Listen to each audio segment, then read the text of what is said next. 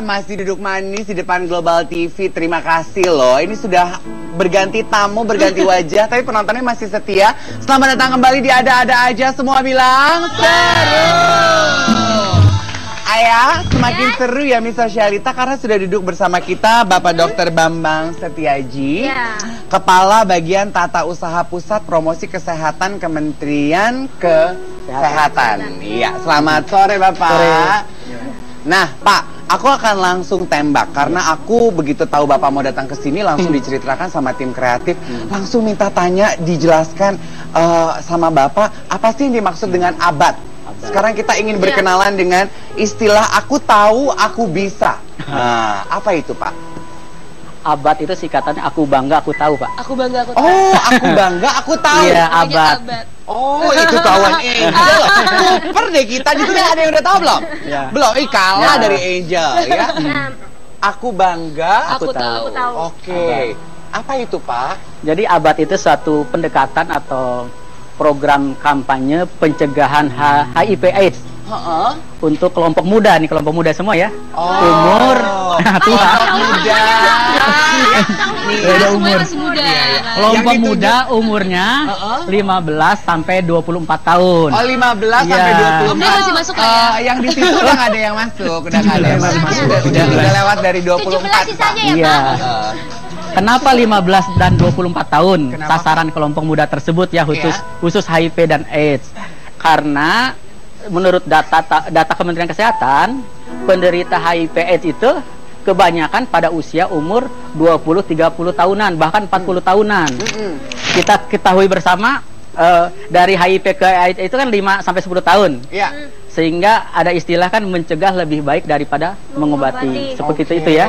Jadi kita tarik abad itu, aku bangga aku tahu, mendorong untuk pengetahuan yang benar dan komprehensif tentang HIV/AIDS, umurnya 15 sampai 24 tahun. Jadi mendorong remaja-remaja di Indonesia untuk merasa bangga ketika mereka mengetahui bagaimana cara melindungi diri mereka dari HIV/AIDS. Betul. Tepuk tangan dong akhirnya kita dong. Ya. Coba Ayah sebagai perwakilan remaja diulang. Abad. Ya kan, abad itu aku bangga, aku tahu. Semakin kita tahu tentang perlindungan diri kita sendiri ya kan, tentang narkoba. Biasanya kan anak kecil kan, narkoba itu apa sih? Jadi dia kan nggak ngerti kan dikasih orang gitu kan Pak ya kan. Nah semakin dia tahu, cocok udah tahu nih kan kalau barang ini nggak boleh dikonsumsi itu. Aduh Ayah, bangga banget sama kamu. Hebat, dia hebat sekali loh. Bener kan Pak, dia mewakili remaja. Coba sekarang kita sekalian tes ya Pak. Kamu perwakilan remaja, kamu dan Angel. Cara melindungi diri terhadap HIV dan AIDS itu seperti apa sih? Ayat 1. Ya kita bergaul dengan teman itu kita tahu mana yang baik mana yang buruk ya kan Pak. Oke, Angel. Pastinya kita mesti ini sih menghargai ya nilai-nilai budaya dan juga nilai-nilai agama sih. Itu penting banget kalau menurut aku. Setuju apa yang dikatakan Angel sama Ayah? Terus melakukan hal-hal yang positif Pak. Melakukan hal-hal yang positif, maksudnya positif tuh kayak apa, Miss Sosialita? Ya positif main-main aja Pak. Malah ditanya diperjelas. Bapak coba ada yang ingin ditambahkan? Mungkin ingin ditambahkan ya, kelompok umur 15-24 tahun itu kan kelompok muda ya. Memang lagi lucu-lucunya gaul kan. Jadi intinya sih abad itu silahkan para kaum muda itu tetap gaul. Tetapi mereka tuh harus paham istilahnya bagaimana kalau jangan sampai tertular HIV/AIDS. Dan dengan kepahaman itu mereka bangga dan aku tahu kira-kira seperti itu. Gaulnya silahkan ya tetap gaul. Itu kira-kira bergaul yang sehat berarti karena nggak mungkin melarang anak-anak remaja, anak-anak muda ini untuk tidak bergaul gitu ya Pak. Itu adalah umuran para remaja untuk mengeksplor pergaulan mereka seluas mungkin gitu ya Pak ya. Tapi dibekali pemahaman yang baik tentang bagaimana penularan HIV/AIDS kira-kira seperti itu dan sebagainya, termasuk juga kesehatan reproduksi, narkoba gitu ya. Dan tadi tentunya betul tadi istilahnya menciptakan kegiatan yang positif lah kira-kira seperti itu. Tepuk tangan loh, menciptakan kegiatan yang positif ya. Mungkin itu sebabnya pas tamu kita siang hari ini tuh ada Angel sebagai contoh remaja putri yang selalu memiliki kegiatan positif dalam hidup. Betul kan Pak? Nah, cara kita menyebarkan semangat ini kepada remaja-remaja yang ada di Indonesia tuh seperti apa Pak? Ya, berbagai macam cara ada, khususnya sekarang kita harus juga bisa menggalang media sosial, Pak. Remaja kadang-kadang kan juga akses ke media sosial ya, internet, YouTube. Nah itu juga kita harus dari program kesehatan harus juga peka atau peduli terhadap media tersebut, tidak hanya media yang lain gitu ya. Karena akses remaja biasanya dia kan ingin tahu lewat Mbah itu ya, Mbah Google ya. Dia ingin tahu sesuatu, dia pijat langsung, oh tahu sendiri kira-kira. Si Bapak mau tahu sesuatu langsung pijit Pak kalau kata orang Manado, dipencet. Pijit. Si Bapak beda kalau pijit Pak begini Pak. Loh, gila udah kayak anak gue ini Bang. Anak jauh banget ya Pak. Oh, lanjut Pak. Ya, seperti itu. Kegiatan program lainnya misalnya kita melaksanakan pelatihan-pelatihan untuk Karang Taruna ya, seperti itu. Kemudian kepramukaan Pak. Pramuka juga satu wahana kegiatan untuk generasi muda seperti itu. Terus kemudian juga bisa kegiatan-kegiatan lainnya yang ke arah yang remaja positif lah kira-kira. Banyak sebenarnya kalau kita mau ya, seperti itu. Jadi tadi yang positif lah kira-kira kegiatannya. Ada perbedaan cara komunikasi nggak sih Pak dengan remaja sekarang, misalnya dibandingkan dengan remaja 10 tahun lalu gitu, cara komunikasinya? Iya. Cara komunikasinya memang harus komunikasi cara dewasa Pak ya. Tidak bisa seperti dulu kita harus menyuruh, dia harus mau. Kita harus pendekatan secara dewasa. Pendekatannya seperti itu. Oh, pendekatannya jadi secara misalnya dewasa. Anak kita ya, contohnya saya punya anak udah kuliah ya semester 7. Itu kita bisa pendekatan bagaimana dia seperti teman, pertemanan gitu, teman. Bukan sebagai antara bapak dengan anak. Itu malah lebih efektif. Kadang-kadang juga misalnya kita di pertemuan tertentu dengan anak-anak, mereka tuh bawanya kan gadget ya. Mereka sibuk dengan masing-masing. Mungkin harus komit. Pada saat kita kumpul, mungkin gadgetnya bawa gadget. Kalau Angel di rumah, karena seperti yang saya ketahui, saya kenal Angel tuh dari belum remaja ya Angel ya. Dekat banget ini sama mama papanya. Angel sendiri mungkin boleh dibagi. Di rumah tuh gimana cara mama papa memperkenalkan pergaulan remaja, narkotika, kemudian pendidikan seks di rumah tuh seperti apa? Iya pastinya semuanya natural aja sih, kayak di sekolah kan juga dapat sex education, terus mama papa juga pastinya salah satu yang memperkenalkan juga gitu. Dengan ya aku kan ada di apa ya istilahnya public figure ya, ada di dunia entertainment yang segala-galanya tuh bebas gitu kan, dan bertemu dengan bermacam-macam orang gitu.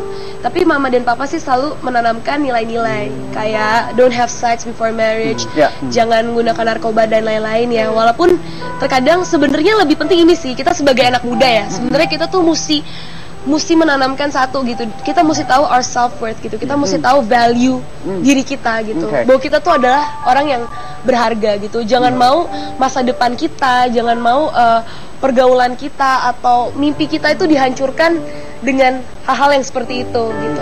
Kayak aku nih, kayak ini sebenarnya it's belum jadi budaya di sini sih gitu. Cuman aku dari aku muda, remaja, aku udah komit ke diri aku sendiri, aku pakai purity ring. Jadi this means I'm not gonna have sex before marriage gitu. Purity ring, I'm not gonna have sex before marriage. Oke, itu janji yang mungkin bisa ditiru oleh banyak remaja yang menyaksikan. Jadi jangan kemana-mana, tetap di Global TV, tetap bersama kita di Ada-Ada Aja. Semua bilang selamat datang kembali di Ada-Ada Aja. Seru. Semakin seru karena saya akan minta Bapak untuk memperkenalkan generasi berencana. Apa itu generasi berencana, Pak? Generasi berencana itu merupakan pendekatan pendewasaan usia pernikahan, Pak. Kira-kira seperti itu intinya. Pendewasaan usia pernikahan atau perkawinan. Pendewasaan usia pernikahan dan perkawinan. Ya, minimal seperti perempuan itu kalau bisa menikah umur 20 tahun, laki-laki 25 tahun. Karena kalau muda itu resiko-resiko terhadap kesehatan itu terbukti memang sangat besar sekali risiko terhadap kesehatan kira-kira. Semakin muda usianya, resiko kesehatannya semakin tinggi. Iya gitu. Jadi mungkin sebetulnya apa yang dilakukan oleh Angel nih punya purity ring gitu sebagai perjanjian kepada orang tuanya untuk tidak have sex sebelum akhirnya menikah, itu bisa jadi contoh yang baik ya Pak ya, karena semakin menunda usia pernikahan. Iya betul. Iya kan? Aku juga pengen tahu nih, karena Angel ini satu keluarga anaknya perempuan semua loh. Ya, orang tua kan paling deg-degan ya nggak Ibu? Kalau punya anak perempuan semua. Orang tua Angel gimana? apakah mereka memberikan perbedaan? Bedanya anak perempuan sama anak laki adalah iya. Cuman mereka selalu bilang sih, sebenarnya ini dari kecil udah ditanemin gitu. Dari maksudnya dengan penjelasan yang sangat simpel ya. Maksudnya mereka nggak jelasin detail-detailnya gimana, tapi maksudnya your virginity itu adalah diamond gitu. Kalau misalnya sekali udah hilang gitu, itu udah atau udah pecah, it's udah nggak ada harganya gitu. Itu udah nggak valuable lagi. Jadi diamond kamu itu mesti dijaga gitu. Itu dari kecil sampai gitu. Ingat ya, you are a diamond. Kalau misalnya once you lose it, once you break it, it's gone. It's gone. Nggak bisa diulang, nggak bisa diulang, nggak bisa balikin. Dan kalau diamond tuh sesuatu ya cewek-cewek lah ya, pasti sesuatu yang apa sih berharga banget gitu lah, berharga banget gitu. So ya, itu sih yang selalu mereka tanemin gitu. Tadi selama jeda iklan ya pemirsa, Angel sempat bercerita yang nancep berkesan banget di hatinya Angel justru karena Angel banyak melihat contoh dalam hidup. Contoh yang terpapar oleh narkoba kehidupannya seperti apa, contoh yang belum siap menikah akhirnya sudah menikah jadi seperti apa. Kalau menurut Bapak dalam berkomunikasi kepada anak-anak remaja sekarang itu lebih kena mana sih Pak? Memaparkan contoh atau sekedar telling gitu, ngasih tahu nggak boleh gini ya, nggak boleh gitu ya. Tinggi ya suara gue. Terutama contoh Pak, contoh kita ya sebagai orang tua itu pembelajaran kepada anak-anak itu ya. Tadi kita sampaikan upayakan mereka mengikuti kegiatan-kegiatan yang positif, misalnya berolahraga, ikut-ikut komunitas sekarang kan banyak sekali ya. Ada komunitas senam, sepeda sehat, itu kan salah satu aktivitas dalam rangka untuk juga supaya sehat seperti itu. Menyalurkan energi. Itu banyak sekali sekarang. Iya. Karena kita perlu akui bahwa anak-anak muda, remaja seusia Angel gini, usia-usia produktif tuh lagi semangat-semangatnya ya Pak. Lagi, maksudnya kayak seumuran aku tuh lagi seneng-senengnya pengen ini, pengen itu, pengen berekspresi kan, kreatif, mending daripada daripada melakukan hal-hal yang istilahnya buang-buang waktu gitu. Start finding what you wanna become in the future gitu. Udah gede mau jadi apa, purpose-nya ke depan mau apa, dan di earn tuh jangan nanti abis kuliah deh atau apa, tapi kita bisa memulai dari hal-hal yang kecil itu sebenarnya dari usia kita muda gitu. Kayak misalnya pengen jadi atlet ya olahraga yang giat dari sekarang. Kalau misalnya mau jadi dokter, mulai baca buku. You wanna be a designer, mulai start drawing, lihat-lihat referensi yang banyak gitu. Well, dibilang nggak bisa ngomong juga yang kayak I'm too young to start this. Jangan bilang kita masih terlalu muda untuk kayak gini-gini. Waktu muda tuh saatnya untuk kita bersenang-senang kan banyak ya yang kayak gitu kan gitu. Bersenang-senang nggak apa-apa gitu. Aku pun juga nggak mau bohong. Aku juga masih mau bersenang-senang cause I'm so 17. Tapi yang aku lihat, maksudnya lebih baiknya lagi kita tuh menyalurkan kegiatan lebih bersenang-senang itu disalurkan kegiatan lebih positif kayak yang tadi aku bilang tadi sih. Tadi juga Angel cerita bahwa orang tua Angel di rumah nggak pernah melarang gitu, nggak boleh pergi ke klub, nggak boleh pulang malam, nggak boleh ini itu. Bukan nggak melarang sih, lebih kayak gini aja sih.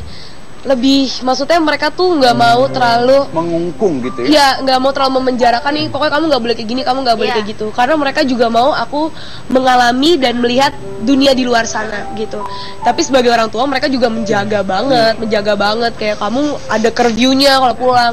Kayak kamu nggak boleh kayak gini-gini. Dan aku sama orang tua itu komunikasinya juga lancar banget. Kayak aku sangat terbuka dengan mereka. Aku nggak punya rahasia. Namanya juga ibu ya, nalurinya tuh kuat banget. Kayak aku nggak bisa bohong sama mama aku gitu.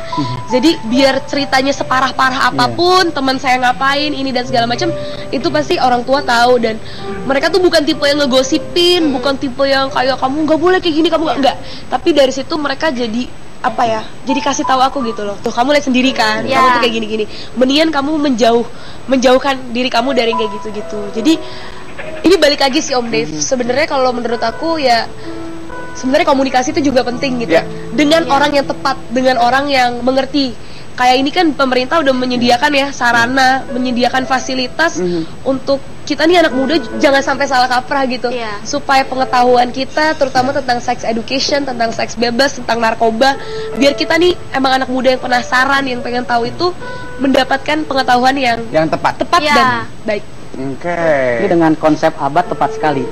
Abad itu tadi apa? Aku bangga aku tahu. Kita konsepnya itu abad itu memberikan pemahaman kepada tadi orang-orang muda umur 15 sampai 24. Kalau dia paham gaul tuh tetap gaul, silahkan.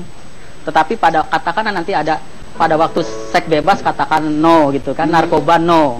Itu dia merasakan aku bangga, aku tahu karena informasi yang didapat itu dia sudah memahami gitu. Jadi gaul tetap silahkan gaul, tidak melarang gaul gitu. Tapi dia aku bangga, aku tahu karena memperoleh pemahaman yang benar. Kira-kira gitu. Bapak, saya jadi penasaran nih Pak. Tolak ukur keberhasilan kampanye atau komunikasi program ini tuh dari mana Pak? Kita tahunya bahwa sudah ada terjadi perubahan dalam pola pikir dan perilaku para remaja kita. Secara umum untuk menilai perilaku itu memang sulit ya. Kita tahapnya itu ada pengukuran terhadap pengetahuan, sikap, dan perilaku. Untuk abad itu cenderung kepada pengetahuan dan sikap. Nah untuk sekarang istilah data itu baru 11% Pak. Tahun 2010. 2012 sudah mencapai 20% pengetahuannya loh, ingat. Padahal kita tuh tahun 2015 MDGs pengetahuan yang benar dan komprehensif tentang HIV/AIDS itu harus 95% nilainya, mendekati 100. Ih, masih jauh banget tuh baru pengetahuannya loh. Belum sampai ke perilaku gitu kan, baru pengetahuannya. Jauh. Kira-kira gitu. Nah, kalau boleh kita tahu Bapak, mungkin Bapak boleh bagi strategi abad dan genre kepada pemirsa kita yang tengah menyaksikan. Ada-ada aja sore ini. Strateginya bermacam-macam, Mbak. Kita kerjasama dengan 5 kementerian ya. Salah satunya Kementerian Dalam Negeri, Kementerian kemudian Pendidikan, Kementerian Tenaga Kerja, Sosial, dan Kementerian Kesehatan. Kita ada namanya peraturan bersama terhadap 5 kementerian tersebut untuk menggarap sama-sama tentang pencegahan HIV/AIDS ini. Mereka masing-masing kan punya ada sasarannya ya, seperti pendidikan melalui pendidikan contohnya SMP, SMA. Mereka jalan dengan caranya masing-masing. Kita dorong seperti itu karena kita kemampuan kan terbatas ya. Melalui orientasi contohnya ada pelatihan abad dalam rangka meningkatkan pengetahuan yang benar dan komprehensif tersebut. Ada orientasi-orientasi yang dilakukan seperti sejenis pelatihan lah kira-kira seperti itu. Dan kerjasama juga dengan pramuka juga itu ya, seperti itu juga banyak.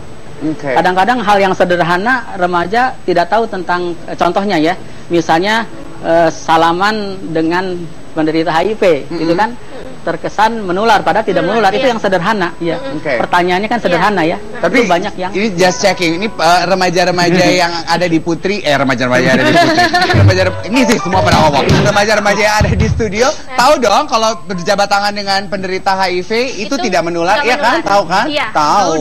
Hebat, pinter-pinter. Silakan dilanjutkan Pak. Ya, mana?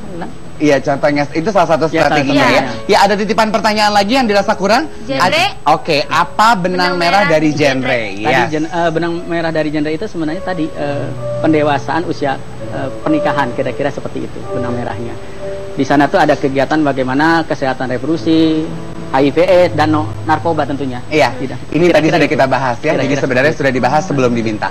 Oke Bapak, terima kasih banyak Bapak sudah mau menebalkan kepada kita. Jadi kita jadi lebih menjaga diamond yang dimiliki oleh remaja. Tidak hanya remaja putri, remaja pria juga harus bisa menjaga harta paling besar yang kita miliki, yaitu kehidupan keremajaan kita tuh tidak akan berulang ya.